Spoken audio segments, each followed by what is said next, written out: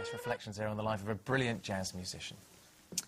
Now, a body pulled from Cliff Quay in Ipswich today is thought to be that of missing Russian sailor. 36-year-old Alexei Dorofeev went missing from a Dutch ship moored at the quay on Christmas Eve, although his disappearance wasn't reported until Boxing Day. At present, his death is being treated as unexplained. A jury has heard how a father killed a gay man in Ipswich because he made unwanted sexual advances. The body of 36-year-old Simon Amer was found in a house in Witham Close last July. Ipswich Crown Court heard that Rodney Greenland, who's 47, stabbed Amer to death after he stroked his leg. Greenland denies murder. The trial continues. Scores of homes in Peterborough are still without water this evening after a water main burst overnight. Two teams from Anglian Water worked throughout the night to mend the main underneath Standground Fire Station. Water was restored to most homes by midday, but 80 homes remain without it this evening. Technicians are still at the scene on Farset Road. Anglian Water say they hope to fix the problem in the next few hours. Passengers on one of our busiest rail routes have been enduring long delays after damage to overhead wires late this morning. Services on the West Coast main line through Milton Keynes were suspended after problems between Leighton Buzzard in Bedfordshire and Kings Langley in Hertfordshire. Virgin Trains has been running a reduced service and warning commuters to expect changes to their services. Now, stay with us here on ITV Anglia. Amanda's here with the weather. A New Zealand court has heard how an Essex schoolgirl was beaten unconscious, strangled and left face down in a creek to drown. Liberty Templeman went missing from her family home in Kerry in November 2008. Her partially naked body was found the next day. Her family moved to New Zealand from Brightlingsea 3 years earlier. She'd attended Colne Community College. A boy, who was 14 at the time of attack, has pleaded not guilty to her murder. Police are appealing for witnesses after a great-grandmother died when her mobility scooter went into a river in Essex. Rose Phillips, who was 69 and lived in the town, was pulled from the River Brain in Witham on Friday evening. Her family said she brought happiness to everyone who knew her. The government's pledged almost £10 million for a pioneering eco-town in Norfolk. Rackheath, near Norwich, will be one of 4 eco-communities set up around the country. It could mean more than 4,000 new houses, leading opponents to claim it'll result in significant overdevelopment of the area. Malcolm Robertson has this report. It's a familiar task for those involved in their local communities. Debbie Holsworth and David Long discussing what goes into the next edition of the Parish magazine. In the village of Rackheath, the big local issue is a plan to build an eco-town. Today that project moved a step closer, with the government announcing a £9.5 million grant to help get it off the ground. We'll see within weeks the first homes started. These will be show homes and homes for sale over the next year.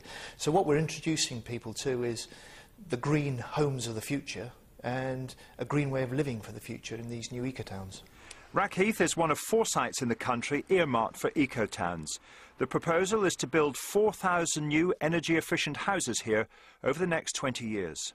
It will be about building stronger, more sustainable communities for the long term, not just thinking, well, there's houses over here and nothing else. It'll all be around creating the economy around it, the different way of living. If we roll ourselves forward through to 20 years, well, all these cars that are passing us now, they may not be passing us at all.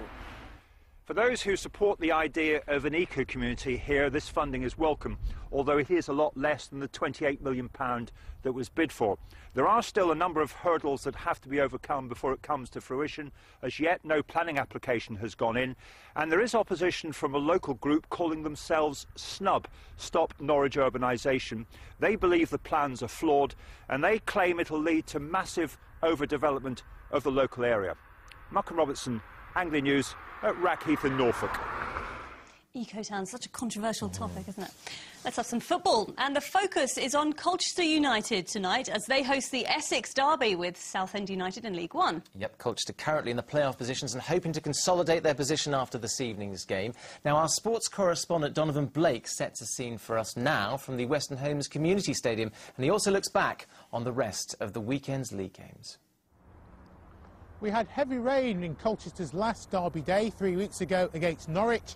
Today, a strong breeze. We've even had the odd snow flurry as the U's prepare for battle against Southend. A vital game for both sides in League One. Colchester could close the gap between themselves and the top two to just 6 points with a win, while Southend's need for points is becoming desperate. They're just 2 points above the relegation zone. Well, the game put back because of live satellite television coverage, which means our other sides have already played this weekend. Let's round up the action, starting with Ipswich's game at Portman Road in the Championship.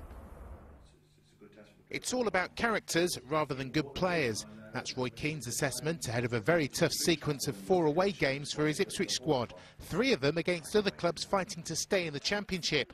And Keane doesn't need reminding that Ipswich haven't won enough games. New signings David Healy and Daryl Murphy combined to give them the perfect start against Middlesbrough on Saturday.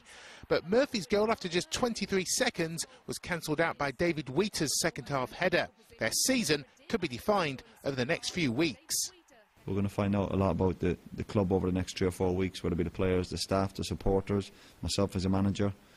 But we're looking forward to it. I have to say, there's nothing to fear out there. We've got to go out and give it our best and see where that takes us. Town's opponents tomorrow are Queen's Park Rangers. They had 2 players sent off at Peterborough, where Jim Gannon enjoyed a winning start to his managerial reign. Transfer-listed striker Aaron McLean, the match winner, but they're still 9 points from safety. A rare win for Posh and a rare defeat for Norwich, their first in nearly 4 months, despite taking the lead at Millwall through Chris Martin. But you can guarantee manager Paul Lambert won't dwell on it, and to think he was named League One Manager of the Month for January. City sunk by goals either side of half-time, the winner coming from Millwall's club record goal scorer Neil Harris. But Norwich stayed 2 points clear of the top.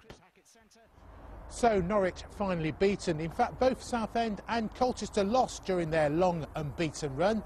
Question is, who's going to come out on top in the Essex derby, Southend or Colchester? We'll have the details in our late bulletin at around 10:30. We certainly will. The Fire Brigades Union is warning that proposed cuts to Norfolk's fire service could put people at risk. There are proposals to save £1.5 million between 2011 and 2014, and the FBU says this would be achieved by cutting 1 in 11 frontline crew members. Norfolk Fire Service says the proposals are at a very early stage at the moment and no decisions have been made.